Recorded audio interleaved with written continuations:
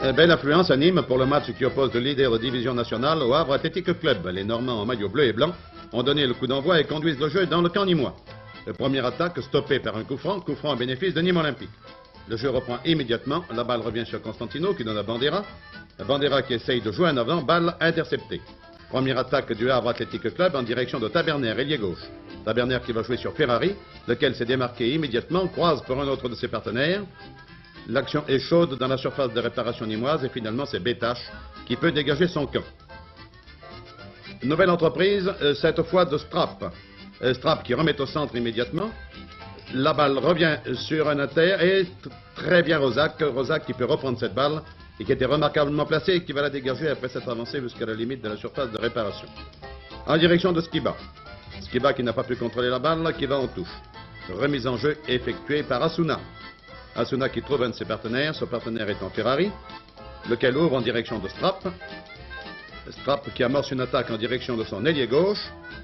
La balle revient en direction de Taverner, qui évite une première fois Bétache, pénètre dans la surface de réparation, mais le puissant Bétache intervient, évite 3 adversaires et ouvre en direction d'un autre de ses partenaires qui est Constantino. Constantino à la balle. Renvoi en direction de Bétache, passé provisoirement en position d'ailier gauche, lequel prolonge très en avant pour Raïs très probablement.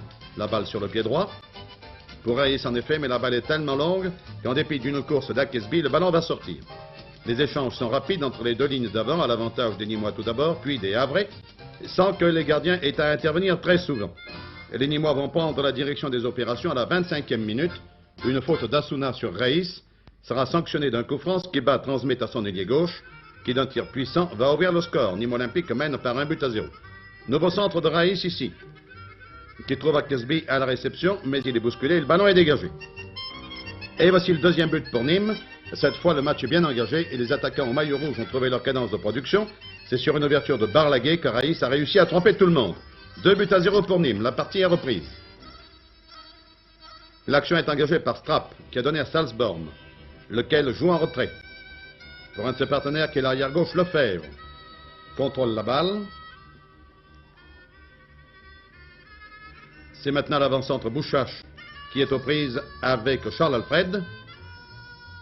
Barlaguet intervient, contrôle ce ballon, malgré un tacle extrêmement sévère de son adversaire, et la partie continue, à l'avantage de Nîmes Olympique.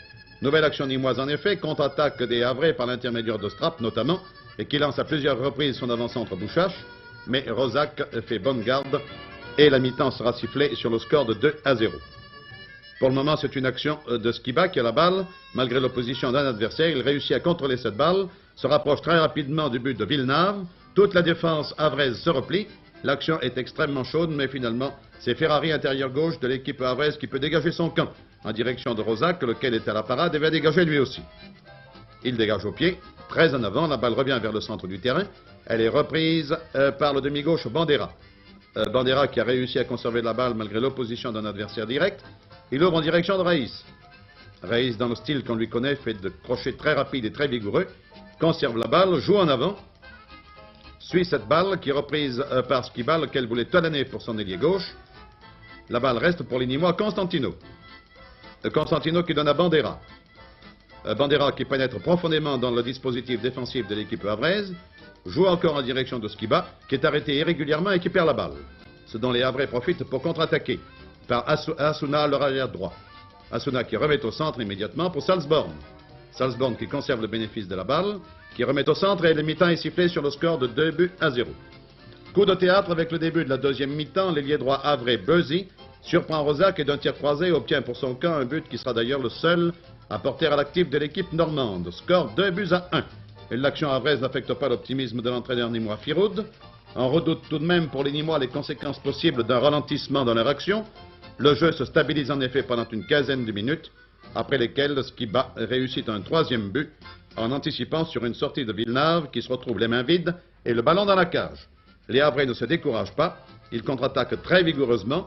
Voici encore l'avant-centre Bouchache, toujours très remuant, qui essaye de se défaire de l'opposition de 2 ou 3 Nîmois qui sont sur lui.